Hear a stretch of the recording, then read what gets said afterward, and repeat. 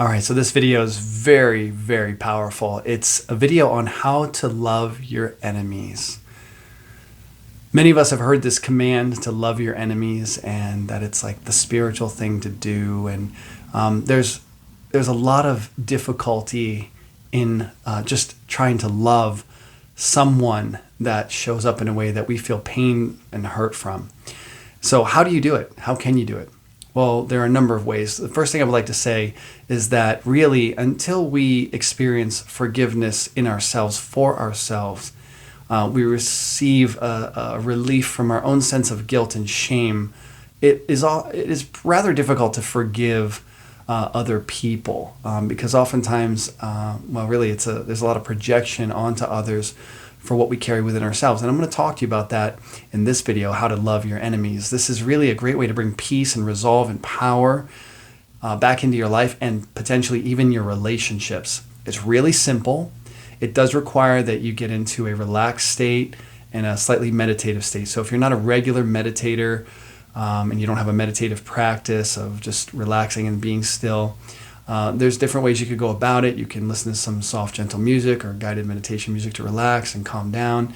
But basically the idea is that it's just being still and relaxed and maybe monitoring your breath for a little bit just to get really internally aware. And then here's what you're going to do. Here's the practice. Think about someone in your life that is not, I would say like a level 10 disturbing, but someone that maybe is like a level 5 upsetting or less. Someone that's not it's just kind of upset you in certain ways, disturbed you, said some things you wish they didn't say, seem annoying. Maybe it's a coworker, it's a family member or something. Nothing too intense or too troubling. Not yet, unless you feel comfortable going there. But here's the process. Here's the thing. Sitting quietly, just reflecting quietly, bring this person to mind and just ask this person. Imagine this person with your eyes closed is in front of you. And just imagine that you're having a dialogue with them and you're going to ask them a question. You're going to say, why did you appear in my life? Why are you here? What is it that you came to reveal to me? What is it that you came to show me? What is it that you want me to know? What am I here to learn from you? And that's the basic set of questions. You can use one or all of those questions. The idea is just ask them and be open. You have to be in an open and receptive state and just listen to what they might share. And you particularly want to look at the things that you resist or maybe aren't comfortable with, but let it come. Just let them say to you what they're there to teach you. Now the premise for this to work is that you're coming from the assumption that this person has appeared to you because they came to bring you some wisdom, insight, some learning, some understanding about yourself, right? Something that is showing up in them outside of you, that inside of you can be seen and witnessed or understood or learned in some way. Like there's some interior aspect of self that they represent. That's the basic presumption or assumption that you're starting this with. So here's the idea. Loving your enemy starts by just asking them why they appeared with the assumption that they have something to give you and teach you and share with you, okay? And you're going to ask a question, why are you here, to get that answer from them and see what they tell you. Be open and just listen. Just receive everything that they share with you. Okay, now here's what happened when I did this with my lovely, intimate partner who has been, amazing in a million ways, and we've struggled in a million ways. And it's been so challenging and so difficult at times. We've had an immense amount of conflict in the last couple of years of our relationship. And we've also had a lot of breakthroughs and a lot of wisdom and learning and connection. So there's been like a huge mix. Well, I did it with her in my mind, and I was asking things like, why are you here? Why did you appear in my life? What are you here to teach me? I'm not letting you go until I know from you what it is that you came to show me. And what I found was that a lot of the characteristics and qualities or expressions that I resist about her, that I dislike or I don't think are aligned with who I am and what I value, I found that those qualities, those very things, were the things that I am either suppressing within myself, that I'm refusing to own in myself, or that are already going on. So there were certain times I felt like she was very critical, or not felt, but I would interpret her communications very critical, and I didn't feel very good about that. And what started to come through in my process was that she represents all the criticism I've carried within myself toward myself. And it's not for her to change anything. She's showing me what's already in me.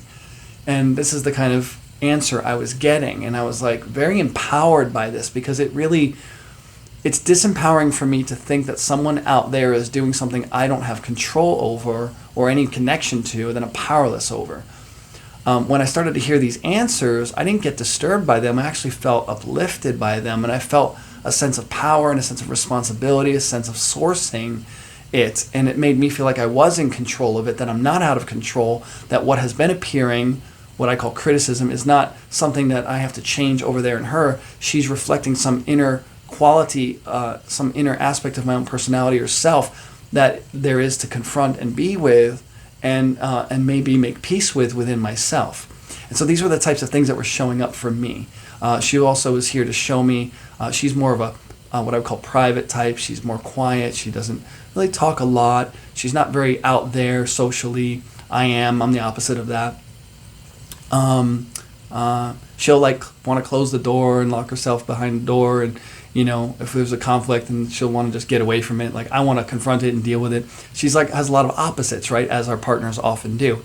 And there are things that I actually just look down upon or make wrong or think I'm better than her because I have all these opposing qualities, and my opposing qualities I pride myself in, and I condemn those qualities in her. Well, I started to ask this question: why did you appear? Why are you here? And she started to share things with me like, I'm here to show you that you have the right to your own privacy. You have the right to your own independence. You have the right to say no. You have the right to close doors. That you don't have to remain open to everyone all the time. There was all this beautiful wisdom that started to come through in the face of all the things I typically resist and reject. And of course, I reject them in her because what she was showing me in my process, in my reflection, looking at her as my enemy in these particular areas of our relationship, she was teaching me that she's giving me wisdom. These are qualities I've denied within myself, or possibilities I've denied within myself and suppressed within myself. And so I'm not accessing that. And so she shows up externally as a manifestation of all that which I'm denying within myself. These powers, these things I can avail myself of, which I actually looked down upon before. And so this started to shift the dynamic, and I was like, wow, like the things I was angry at her about, I'm actually grateful for. She's giving me parts of myself back to myself. Now that was just one person that I worked out with. There were many other details there, and it went way deeper and richer than that. I'm just giving you an example of something I got with my partner. And you can do this with anyone in your life. Any family member, like I said, coworker, friend, someone you know, and any enemies to someone who's done something terrible to your life even. You can go wherever you want. But I recommend doing this on a level 5 or less intense individual before going any further. And if you're going to go to some more intense individuals, I would suggest that you have some good support around you, or someone you could process this with in communication afterwards.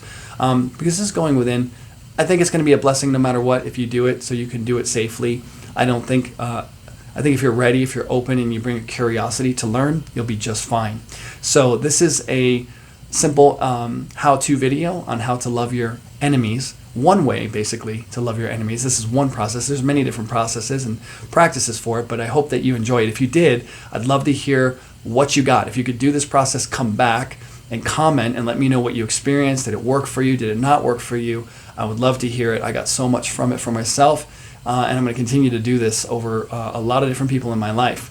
And you can do this with any character. You can do it with any political leader. You could do it with any person you see in the world that you have something about. You could do it with the homeless guy who seems to show up all the time in your space. You can actually have a conversation with anyone internally and say, why have you appeared? Why are you here? What do you have to teach me? What is the wisdom you came to bring me? What do you want me to know? and see what comes up. I believe we have a plethora of wisdom inside of us, a vast, rich expanse of inner wisdom and knowledge in the unconscious realm, and this is a way to tap into that. So again, please comment, share this video as well. I'd love to hear your experience and what you got from it. All right, thanks for watching.